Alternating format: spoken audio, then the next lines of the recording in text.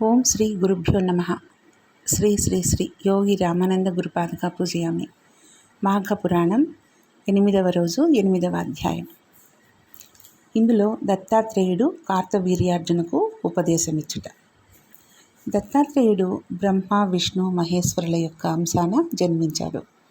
అతడు కూడా లోక కళ్యాణం కొరకు ఘనకార్యాలు చేసుకున్నాడు.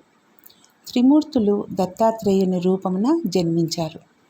దత్తాత్రేయుని కాలంలో కార్తవీర్యార్జునుడను క్షత్రియ వీరుడు మాహిష్మతి అను నగరాన్ని రాజధానిగా చేసుకొని పాలిస్తూ ఉండేవాడు. అతనికి గురువర్యులు దత్తాత్రేయులు. ఒకనాడు కార్తవీర్యార్జునుడు దత్తాత్రేయుని ఆశ్రమానికి వెళ్ళి నమస్కరించి, గురువర్య, మీ అనుగ్రహం వలన అనేక విషయాలు తెలుసుకొని ఉన్నాను, కానీ మాఘమాసం యొక్క మహత్యాన్ని విని ఉండలేదు. కావున మాఘమాసం యొక్క విశిష్టతను గురించి, మాఘమాస ఫలము గురించి నాకు వివరించవలసిందిగా కోరుచున్నాను అని దత్తాత్రేయుడిని కోరాడు. దత్తాత్రేయుడు కార్తవీర్యార్జుని కోరికను మన్నించి ఈ విధంగా వివరించాడు.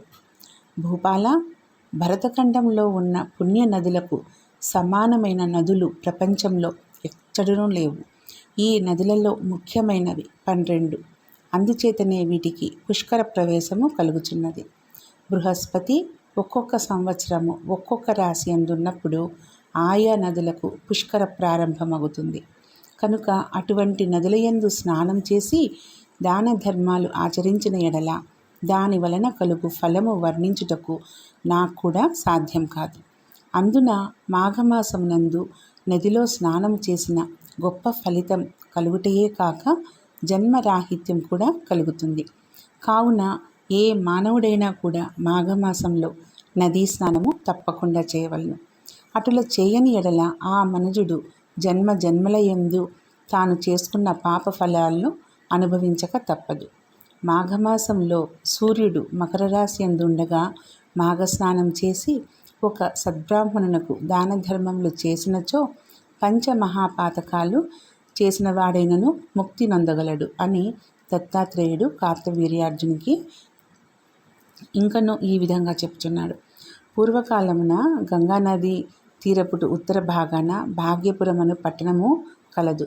అందు నివసించు జనులు కుబేరుల వల్లే ఉన్నారు.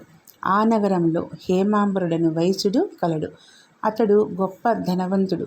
బంగారు నగలు, నాణెములు రాసుల కొలది ఉన్నవాడు. కొంతకాలానికి హేమాంబరుడు చనిపోయాడు. తండ్రి చనిపోగానే అతని కుమారులు ఇద్దరూ కూడా ఆస్తిని భాగాలు చేసుకొని పంచుకొని ఇష్టం వచ్చినట్లు పాడు చేయుచుండ్రి. ఇద్దరు చెరొక ఉంపుడు కత్తెను చేరదీసి కులభ్రష్టులయ్యారు. ఒకనాడు పెద్ద కుమారుడు దైవవశమున అడవిలో పెద్ద పులి నోటబడి చనిపోయాడు. చిన్న కుమారుడు వేశ్యతో ఉద్యానవనంలో విహరిస్తూ ఉండగా కర్మవశాత్తు త్రాచుపాము కరచుటచే నోటి వెంట నురగలు కక్కుచూ చనిపోయాడు. ఆ విధంగా హేమాంబరుని కుమారులు ఇద్దరూ చనిపోయారు. యమదూతలు వచ్చి వారిద్దరిని యమలోకానికి తీసుకుని వెళ్ళారు. చిత్రగుప్తుడు వారి జాబితాలను చూసి పెద్దవాణ్ణి నరకలోకంలో పడవేయమన్నాడు. రెండవ వాణ్ణి స్వర్గమునకు పంపించమన్నాడు. అప్పుడు చిన్నవాడు చిత్రగుప్తునితో ఇలా అన్నాడు, అయ్యా, మేమిద్దరము ఒకే తండ్రి బిడ్డలం. ఇద్దరం ఒక విధంగానే పాపాలు చేసున్నాం. కానీ అతనికి నరకమునకు నన్ను స్వర్గానికి ఎలా పంపిస్తున్నారు అని అడిగాడు. ఆ మాటకు చిత్రగుప్తుడు, ఓయి వైశ్యపుత్ర, నీవు నీ వేశ్యను కలుసుకొనుటకు ప్రతి దినము ఆమెతో సంగమించి గంగానదిని దాటి అవతల గట్టు నీ మిత్రుని ఇంటికి వెళ్ళి వచ్చిచుండేవాడివి. అటులనే మాఘమాసంలో కూడా నదిని దాటుతుండగా కెరటాల జల్లులు నీ శిరస్సుపై పడినవి. అందువలన నీవు పవిత్రుడవు అయ్యావు. మరొక విషయమేమనగా నీ మిత్రుడు బ్రాహ్మణుడు. ప్రతినిత్యము బ్రాహ్మణ దర్శనం చేసినచో గోహత్యాది మహాపాపములు కూడా నశించును.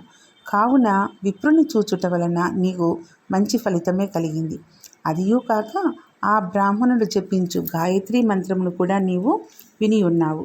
గంగా నదిలోని నీరు నీ శరీరం మీదకు పడింది కనుక నీ పాపములు నశించినందున నిన్ను స్వర్గానికి పంపుచున్నాను అని చిత్రగుప్తుడు వివరించాడు. ఆహా, ఏమి నా భాగ్యము!